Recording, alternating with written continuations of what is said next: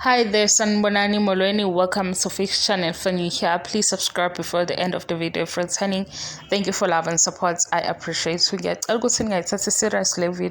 Sikhuluma nge-Big Brother house.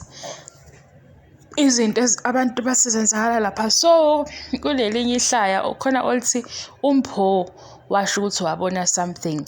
And Mpho mina ngazi uma lento yakhe beyenzeka Saturday after iphathi asikune spirit khona la azathi khona ko sister uBig Brother kwayena uyispirit ngathi hayibo Mpho. And ngahlala kulobusuku ngilalele babehema ikosama wapha after party sebethinta izinto abayithintayo bebuye bethathe nelo yini le yampho bebheme yona bayokhuluma behema osisithi bekhuluma izinto ezingasahlangani.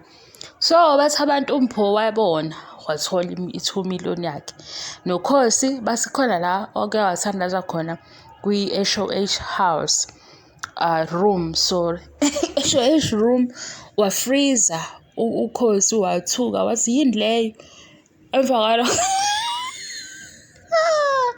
ngiyabhoreka kodwa emva kwalokho uKhosi qi ngemali wawina guys. uKhosi ube strong fan base into engiyibone sengibheka ku social media uthi nokuthi uKhosi ama housemates ibona ababe contributor kakhulu kwi strategies kaKhosi because ufike nento yokuthi i-strategy sakhe sengiyakuchazela. uKhosi ufike nento yokuthi yabo la endlini bazongijaja nabantu bazongijaja. The more bekhuluma ama housemates ngoKhosi, the more abantu ngaphandle bethi siyamvotela uKhosi ahlale ukuze azoqhubeka ebanyise.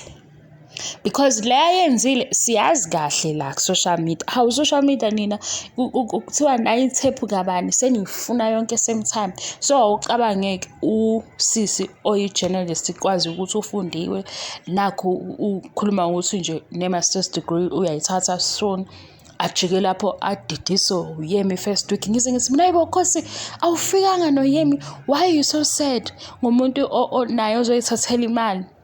Ajike uKhosi lapho kube uyo sedlala uYemi asuke lapho kuYemi useyokhuluma indaba noThabanga abuya athi uThabanga ingane kodwa izinto amtshela zona zikhombisa ukuthi ukukhuluma nengane. Ngesikhathi kwenzakalani ngoKhosi manje kulaba ayenza yonke lento phakathi kwabo emakhoneni ngeke bengaphuzi itiye ngaye bethi kanti umhlobo luni kwenzakalani ngalosisi.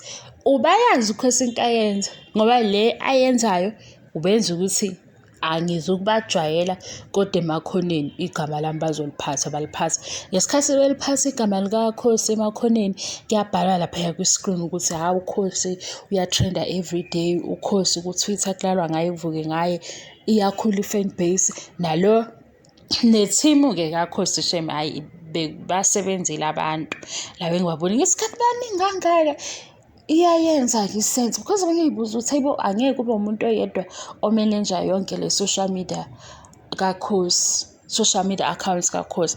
So lena nje leyo ukuthi Mpho wabona noKhosi wabona wasewawina hayi mina ninephutha oyampho Mpho noGeshwan babehambisana kanje beya ku number 1 beya kwimali yajika indaba ngokuthi kube khona olithi akakaze ku Big Brother kuwine ifemale. Hayi nami ngajika ke lapho ngathi hayi asenze history bazalwane akayithathe Mpho ngangingekho kwi fan base kaMpho because Mpho waye on and off abuye abe emotional but bengibathanda bonke ke ku Big Brother lo Mpho bengibathanda bonke nala ku Big Brother Titans bathanda bonke ngibafisela okuhle.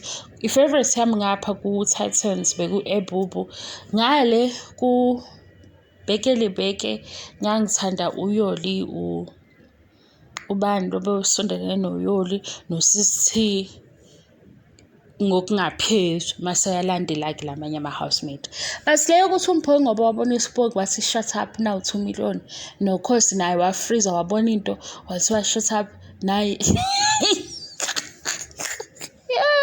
Lizoboshwa njengoba seniqala lezi iy'tori zeni. Umuntu avele asukele ku-social media ezosikhandela isitori. Mina-ke nje angikholwa ukuthi isipoki singavela kwikhamera. Ngisazoyibheka kahle le ndaba.